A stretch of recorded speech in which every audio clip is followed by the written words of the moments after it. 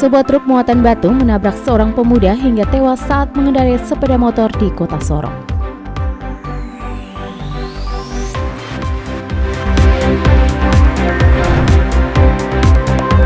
Ketua Bayangkari Polda Papua Barat memberikan bantuan bagi anak yatim piatu di Yayasan Iksan Alma Uun, Kampung Jawa Wosi.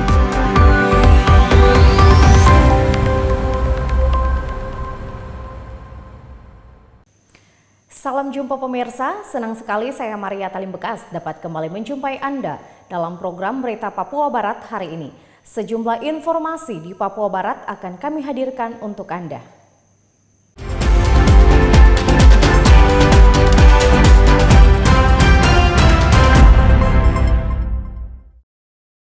Inilah berita selengkapnya. Pemirsa, sebuah truk muatan batu menabrak seorang pemuda berinisial RM hingga tewas saat mengendarai sepeda motor di Jalan Sorong Makbon pada Rabu sore kemarin. Warga sekitar kemudian membakar truk tersebut, sementara pelaku berhasil diamankan polisi. Beginilah suasana di Jalan Sorong Makbon. Pada Rabu sore, nampak sebuah truk dibakar oleh warga sekitar. Truk yang dibakar dipicu akibat adanya tabrakan yang menewaskan seorang pemuda sekitar. Kejadian ini terjadi sekitar pukul 15.30 waktu Indonesia Timur. Truk melaju dari lokasi dengan muatan batu melaju saat turunan tanjakan. Tiba-tiba, sebuah motor metik melambung kendaraan sehingga terjadi tabrakan, hingga korban inisial RM terseret sepanjang 20 meter. Kondisi korban yang pada saat itu mengalami pendarahan yang cukup serius di kepala dilarikan ke Rumah Sakit Umum Daerah Selebe Solu, Kota Sorong. Namun nyawanya tidak tertolong dan dinyatakan meninggal dunia. Kanit Laka Lantas Polres Sorong Kota Aibda Muhammad Asbar membenarkan kejadian tabrakan tersebut yang menewaskan RM. Sopir truk sudah ditetapkan sebagai tersangka dan sementara ditahan di Mapolres Sorong Kota. Lebih lanjut kata Asbar, sebuah truk milik warga dengan nomor polisi PB9754SB saat ini masih berada di TKP dengan kondisi hangus terbakar. Rencananya, polisi akan mengevakuasi truk tersebut ke kantor polisi sebagai barang bukti. Sementara, untuk motor milik korban sudah diamankan berada di unit lalu lintas. Sampainya di TKP mungkin karena sebelumnya kan ada turunan sehingga laju kendaraan agak laju dan kaget melihat juga dari depan dengan sepeda motor, takut kali nggak mau tabrakan tapi menghindar, tapi malah ikut lagi yang sepeda motor sehingga terjadi kecelakaan. Dan akibat dari begitu terjadi benturan, motor dengan pengemudinya sempat terseret sekitar kurang lebih 20 meter dari titik kena sampai ke titik berhenti terakhir, posisi terakhir. Dengan kejadian tersebut, korban pengendara sepeda motor atas nama Frederick Malaseme meninggal dunia karena akibat luka yang mungkin bekas terseret dengan mobil hingga kepala bocor sehingga sampai di Rumah Sakit Selebe Solu dinyatakan meninggal dunia. Sampai di TKP kita dapati mobil sudah dibakar oleh masyarakat dan yang ada di sekitar TKP. Pasca kejadian tabrakan yang menewaskan seorang pemuda RM, situasi di kawasan Jalan Sorong Makbon dilaporkan aman dan kondusif. Akses jalan yang sebelumnya diblokade, kini sudah bisa dilalui kendaraan. Hal itu telah ada kesepakatan antara pihak keluarga korban dan pelaku. Ada tuntutan penyelesaian. Dari Sorong, Mikael Jasman, TVRI Papua Barat melaporkan.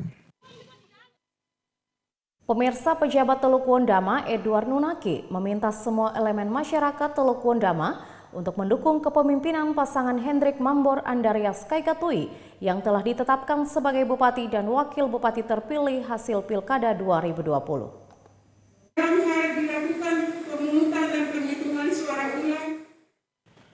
Harapan tersebut disampaikan Nunaki usai menghadiri rapat pleno penetapan pasangan calon terpilih pemilihan Bupati dan Wakil Bupati Teluk Wondama tahun 2020 pasca putusan Mahkamah Konstitusi di Aula SMP Negeri Wasyor, Selasa 27 April 2020. Nunaki menghimbau masyarakat tetap menjaga keamanan dan ketertiban sampai dengan proses pelantikan, sehingga Wondama bisa menyambut duet pemimpin baru dalam suasana yang aman, damai, dan penuh sukacita. Teruskan kepada Menteri Dalam Negeri untuk proses penetapan SK. Saya minta dukungan seluruh rakyat Wondama mari kita jaga keamanan, kita jaga ketentraman dan ketertiban di daerah ini. Sehingga proses ini boleh berjalan sampai pada pelantikan.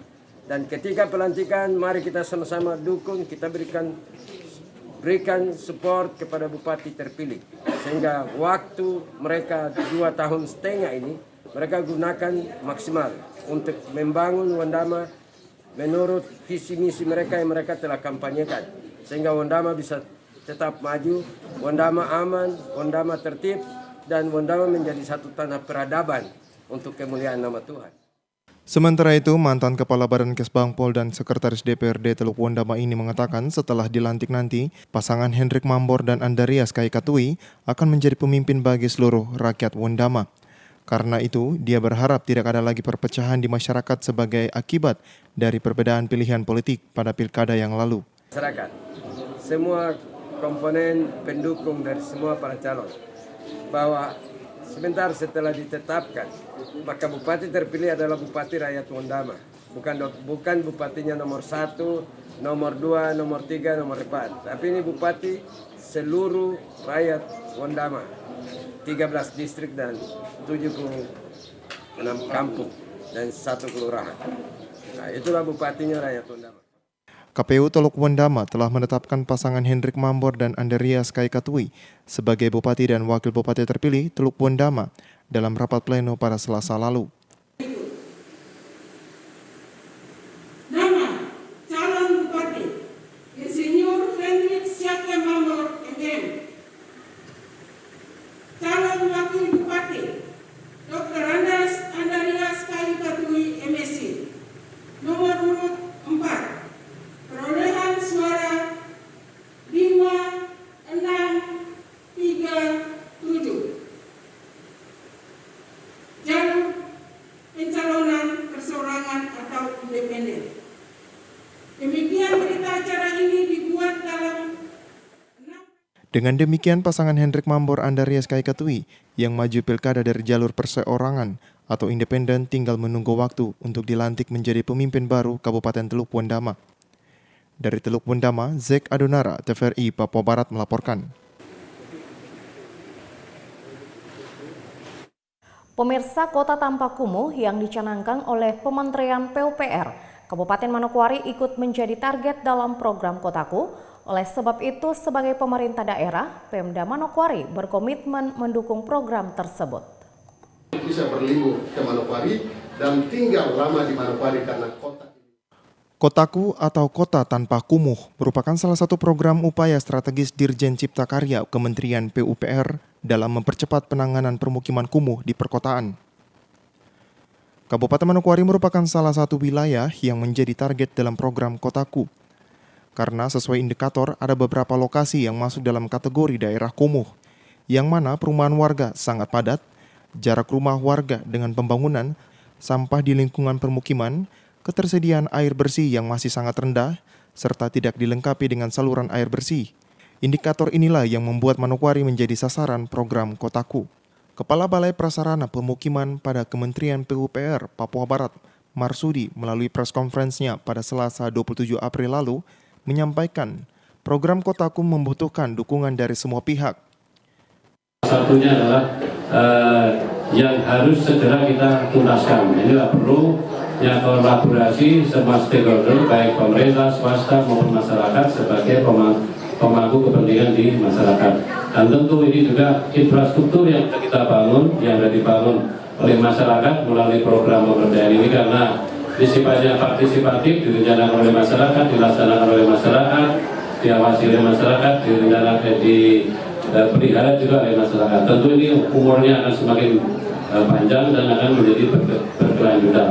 Dan kami sebagai Balai Prasarana Pemukiman Wilayah yang di Papua Barat akan selalu bersama-sama dengan pemerintah daerah, terutama dalam rangka pendampingan, pembinaan, juga dalam rangka pembangunan infrastruktur yang memang sangat diperlukan oleh masyarakat sebagai layanan kebutuhan dasar yang ada di tanah Papua ini, khususnya mengenai air minum, kemudian sanitasi, limbah, persampahan, kemudian penataan kawasan juga ruang terbuka publik, termasuk dan salah satunya adalah proteksi pemadam kebakaran skala.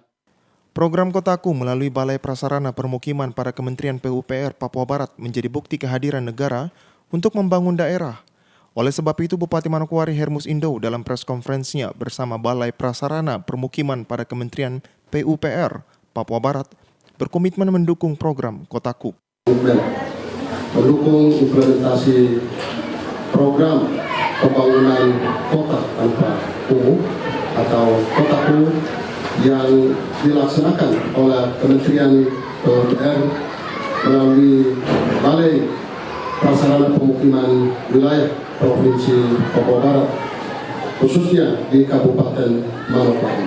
Saya mengajak seluruh masyarakat, khususnya beberapa distrik yang menjadi lokus dari penyelenggaraan program ini. Mari kita dukung pemerintah, khususnya Balai Prasarana Pemukiman Wilayah yang menaruh perhatiannya, yang serius terhadap upaya untuk membebaskan rakyat kita dan juga membebaskan kota kita dari kekumuhan yang dialami kita semua hari ini. Kiranya program ini dapat bermanfaat bagi seluruh masyarakat di Kabupaten Manokwari untuk mewujudkan Kabupaten Manokwari yang sehat. Sukses program kota tentu membutuhkan dukungan dari berbagai elemen masyarakat, sehingga Bupati berharap bukan hanya komitmen pemerintah dalam mendukung program Kotaku, namun juga dukungan masyarakat. Arina Irianan, TVRI Papua Barat melaporkan. Selain itu, dalam rangka upaya pemulihan ekonomi masyarakat di tengah pandemi COVID-19, Balai Prasarana Permukiman pada Kementerian PUPR Papua Barat meluncurkan kegiatan padat karya melalui program Kotaku. Kegiatan padat karya melalui program Kotaku, Balai Prasarana Pemukiman pada Kementerian PUPR Papua Barat yang bertujuan untuk mendukung pemulihan ekonomi masyarakat di tengah pandemi COVID-19, mulai diluncurkan pada Selasa 27 April lalu. Dimulainya kegiatan padat karya ditandai dengan pelepasan para tenaga kerja serta peletakan batu pertama oleh Bupati Manokwari Hermus Indo, Kepala Balai PUPR Papua Barat dan Kepala Dinas PUPR Manokwari. Dalam program Kotaku di tahun 2021, khususnya di Kabupaten Manokwari sebagai ibu kota provinsi, ada 5 wilayah yang menjadi sasaran, yakni Kelurahan Amban, Sanggeng, Kampung Udopi, di Ingramui, Soribo, dan Kelurahan Padarni. Kepala Balai Prasarana dan Permukiman Kementerian PUPR Papua Barat dalam sambutannya menyampaikan, kegiatan Kotaku bertujuan untuk mendukung pemulihan ekonomi masyarakat. Menjawab persoalan-persoalan bangsa, khususnya dalam rangka kita meningkatkan pemulihan ekonomi nasional di wilayah Provinsi Papua Barat dalam situasi pandemi COVID yang masih berlangsung di tengah-tengah kita. Saya titip pesan, mari kita selalu jaga protokol kesehatan. Program PSU, Program Infrastruktur Sosial Ekonomi Wilayah, sama juga seperti ini. Dan sebagian besar adalah melibatkan seluruh masyarakat yang ada di kampung-kampung itu. Selain di Kabupaten Manokwari, kegiatan yang sama juga telah dilakukan di Kota Sorong dengan 7 wilayah sasaran. Bupati Manokwari Hermus Indo dalam sambutannya saat membuka kegiatan padat karya menyampaikan dalam masa pandemi COVID-19, pemerintah terus melakukan berbagai upaya pemulihan ekonomi serta mendukung produktivitas masyarakat pedesaan. Dalam rangka menyikapi persoalan tersebut, pemerintah melalui Kementerian Pekerjaan Umum dan Perumahan Rakyat menggulirkan program padat karya tunai atau PKT untuk memulihkan kondisi ekonomi dan meningkatkan daya beli masyarakat. PKT utamanya melalui pembangunan infrastruktur kerakyatan yang mendukung produktivitas masyarakat pedesaan, seperti meningkatkan irigasi kecil, perbaikan jalan lingkungan, rumah subsidi, penanganan kawasan kumuh, peningkatan kualitas air minum, dan sanitasi. Diharapkan melalui program ini dapat memberikan efek positif terhadap masyarakat dalam membangkitkan motivasi kerja serta menambahkan infrastruktur berskala kecil di tingkat kelurahan dan kampung. Arina Irianan, TVRI Papua Barat melaporkan. 1, 2, 3. Bapak izin. Informasi selanjutnya akan kami hadirkan setelah jeda berikut ini. Tetaplah bersama kami.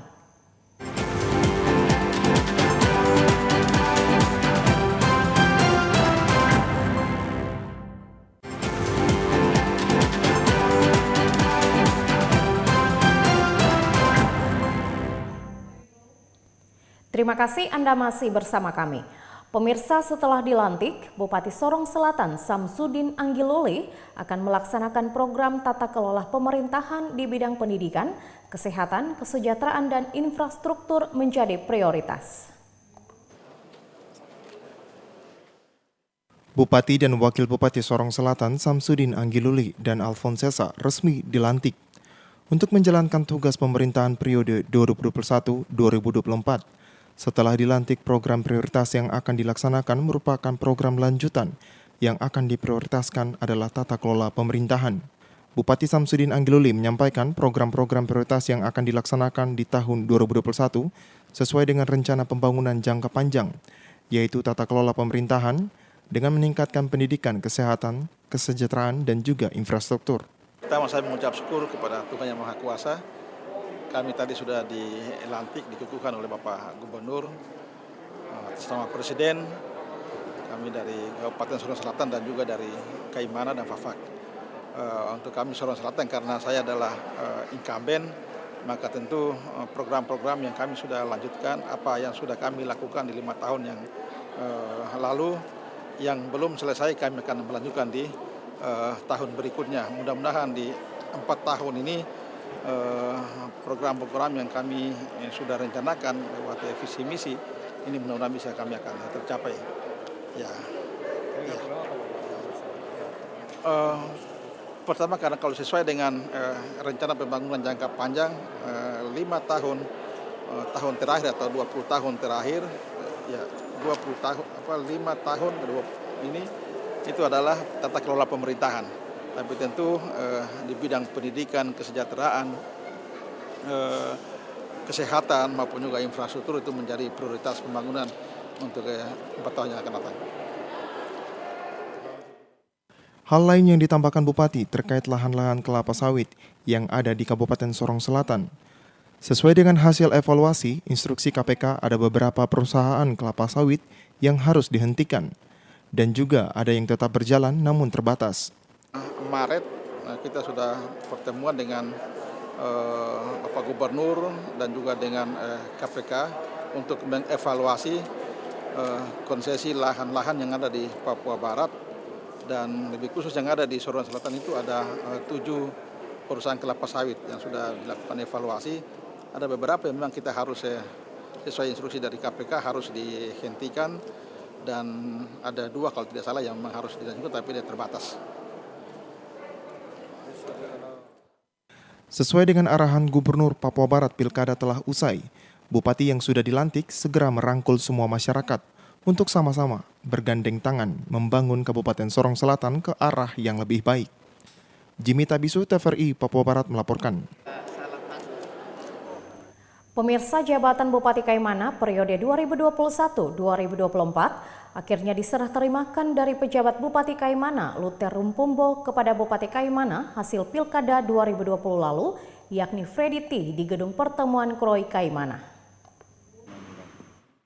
Hadir dalam acara tersebut mewakili Gubernur Papua Barat, Kepala Biro Pemerintahan dan Otonomi Daerah Setda Provinsi Papua Barat Agustinus Rumbino, Wakil Bupati Kaimana Hasbullah Furwada, anggota DPRD Kaimana jajaran Forkopimda, dan sejumlah pimpinan OPD. Dalam acara tersebut juga diserahkan buku catatan harian Bupati Kaimana periode 2015-2020 ke Bupati Kaimana oleh penjabat Bupati Kaimana. Serta dilakukan penandatanganan berita acara penyerahan oleh Bupati Kaimana dan penjabat Bupati Kaimana.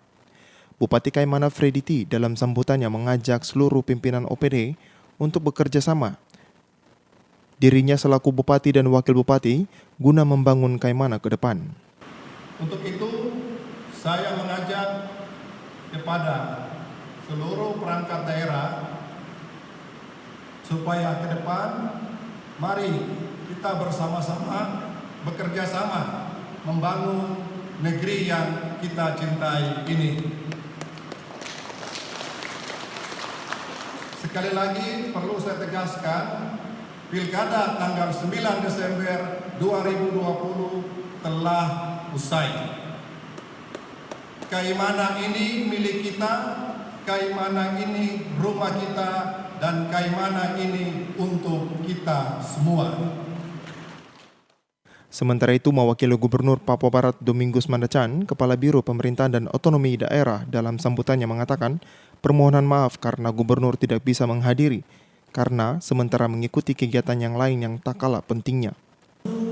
Tahun 2016 tentang perubahan kedua atas Undang-Undang Nomor 1 Tahun 2015 tentang penetapan peraturan pemerintah pengganti Undang-Undang Nomor 1 Tahun 2014 tentang pemilihan gubernur, bupati dan wali kota menjadi undang-undang dan pasal 10 ayat 2 Peraturan Presiden Nomor 167 Tahun 2014 tentang tata cara pelantikan kepala daerah menyatakan bahwa bupati, wakil bupati dan wali kota dilantik oleh gubernur di ibu kota provinsi, sedangkan serah terima jabatan dilaksanakan di ibu kota kabupaten atau kota masing-masing dan disaksikan oleh gubernur atau yang mewakili. Terkait dengan bahagia, pada kesempatan ini saya atas nama pemerintah menyampaikan ucapan terima kasih yang tulus kepada Saudara Luther Rumpumbo SH SPD MM selama melaksanakan tugas beberapa hari sebagai pelaksana harian Bupati Kaimana. Saya percaya akan memberikan manfaat yang besar kepada pemerintah daerah dan masyarakat di Kabupaten Kaimana. Setelah acara serah terima jabatan Bupati Kaimana, Bupati dan Wakil Bupati menerima ucapan selamat dari tamu undangan dilanjutkan dengan foto bersama. Dari Kaimana, Arfad Jempo, TVRI Papua Barat melaporkan. Kita beralih ke informasi lain. Pemirsa, rekrutmen tenaga kerja untuk beroperasi pada proyek BP LNG Tangguh dinilai belum mampu memenuhi harapan masyarakat 7 suku selaku pemilik hak ulayat.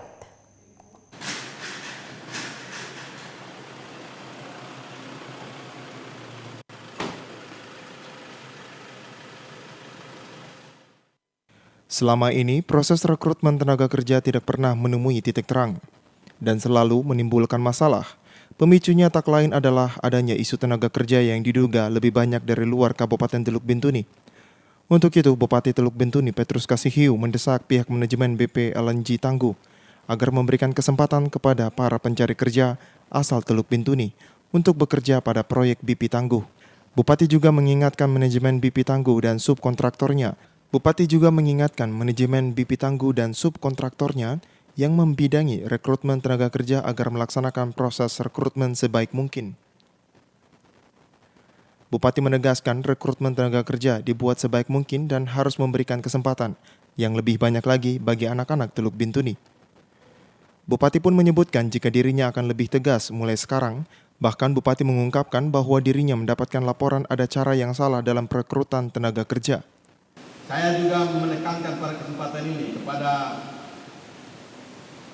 manajemen BP Tangguh LNG agar rekrutmen tenaga kerja dibuat sebaik mungkin, dibuka sebaik mungkin, diberikan kesempatan yang banyak untuk anak-anak Teluk Bintuni. Jangan bawa dari luar banyak-banyak. Saya kali ini akan tegas karena saya dengar bahwa pencari tenaga kerja dari luar Bintuni masuk dengan cara-cara yang lain. Ya, mungkin kalau sekali-sekali, mohon maaf kalau sampai kita Palang itu masyarakat Palang, jangan salahkan orang Bintuni. Ya, kita mendukung proyek Tangguh sebagai proyek nasional, tapi juga hargai kami anak-anak negeri yang ingin berkarya di Tangguh. Saya berterima kasih kalau di dalam kebijakan LNG Tangguh sesuai dengan AMDAL bahwa pada tahun 2028 85% anak-anak Papua akan mengoperasikan proyek besar ini. Bupati menambahkan Pemda Teluk Bintuni seyogianya mendukung proyek BP LNG Tangguh sebagai proyek nasional. Tetapi, di sisi lain, Bupati meminta pihak perusahaan dan stakeholdernya harus menghargai kearifan lokal yang ada di tanah Sisar Matiti. Dari Teluk Bintuni, Valentino Wanma, TVRI Papua Barat melaporkan. Informasi selanjutnya akan kami hadirkan setelah jeda berikut ini. Tetaplah bersama kami.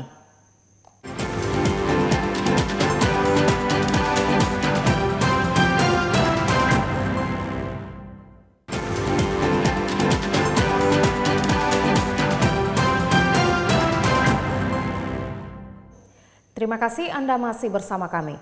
Pemirsa, Pangdam 18 Kasuari, Majen TNI Inyoman Cantiasa, mengaku senang dengan filosofi agama keluarga yang dipegang masyarakat adat 7 suku di Kabupaten Teluk Bintuni. Menurut Pangdam, di tengah dinamika bangsa Indonesia saat ini, filosofi agama keluarga yang menjadi warisan turun-temurun masyarakat adat Teluk Bintuni patut dijadikan panutan oleh masyarakat lainnya. Hal ini dikatakan Pangdam ketika melakukan kunjungan kerja ke Kodim 1806 Teluk Bintuni belum lama ini. Pangdam mengutarakan sudah menjadi rahasia umum kalau Indonesia ini banyak konflik karena keberagaman. Untuk itu, menjaga kerukunan demi keutuhan NKRI yang kita cintai adalah hal yang utama. Sesuai indeks kerukunan di Indonesia, Provinsi Papua Barat mendapatkan peringkat pertama dengan raihan 82,1% dan filosofi agama keluarga. Dijelaskan kerukunan umat beragama sejatinya menjadi moda dalam rangka membangun bangsa dan negara, khususnya di Kabupaten Teluk Bintuni, Papua Barat. Saya senang sekali bahasanya, agama keluarga. Indonesia ini banyak konflik karena keberagaman. Beda suku, beda agama, beda ras, dan sebagainya. Bagaimana kita harus menjaga kerukunan? Papua Barat ini menurut indeks kerukunan itu mendapatkan predikat pertama. Ya, dulu. Indeks kerukunan di seluruh Indonesia terbaik itu di tanah Papua Barat. Angkanya 82,1%. Ya, saya baca itu. Ya. Lihat. Ini berarti apa? Berarti di sini dari toleransi bagus. Dari segi kesetaraan sesama umat bagus, dari segi kerjasama bagus. Itu modal kita untuk membangun bangsa ini, untuk membangun tanah Papua Barat ini, untuk membangun Teluk Bintuni. Dan ini ada agama keluarga. Satu keluarga ada yang kawin sama Islam, kawin sama Kristen, kawin sama Hindu, kawin sama Buddha. Luar biasa. Dan itu menjadi tradisi. Karena sejarah dulu katanya di sini ada suatu kepala suku di situ. Tenang, anaknya dikawinkan Pak ya. Ada beberapa agama. Luar biasa. Itu strateginya luar biasa. Sehingga tenang. Untuk itu, Pangdam berpesan kepada seluruh pihak yang ada di tanah Sisar Matiti untuk bertanggung jawab memelihara serta menjaga kerukunan beragama yang sudah diwariskan secara turun-temurun demi suksesnya pembangunan yang didambakan. Dari Teluk Bundaman, Valentino Wanma, TVRI Papua Barat melaporkan. Pemirsa, Ketua Bayangkari Polda Papua Barat memberikan bantuan bagi anak yatim piatu di Yayasan Iksan Al-Ma'uun Kampung Jawa Wosi Manokwari.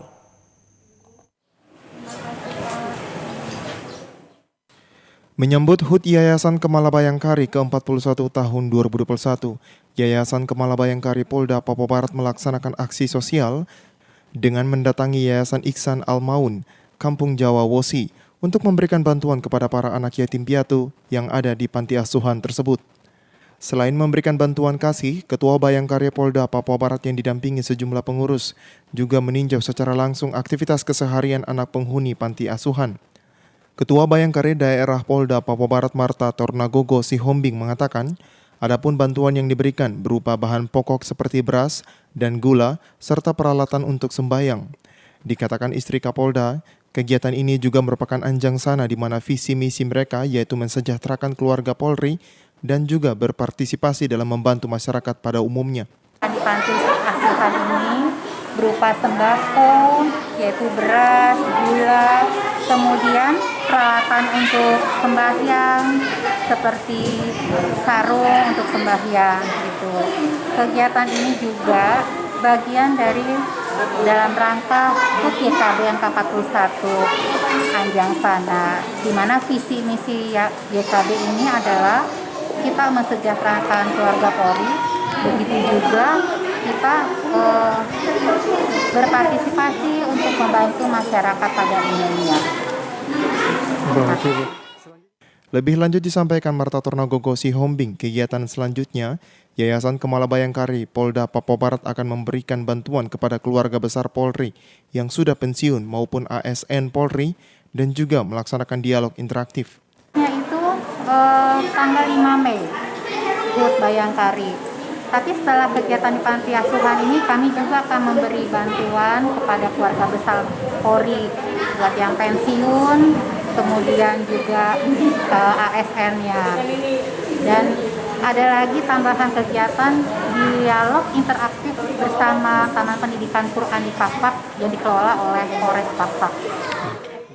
Dengan berbagi kasih kepada anggota Polri dan juga masyarakat, Yayasan Kemala Bayangkari dapat meringankan beban di masa pandemi COVID-19.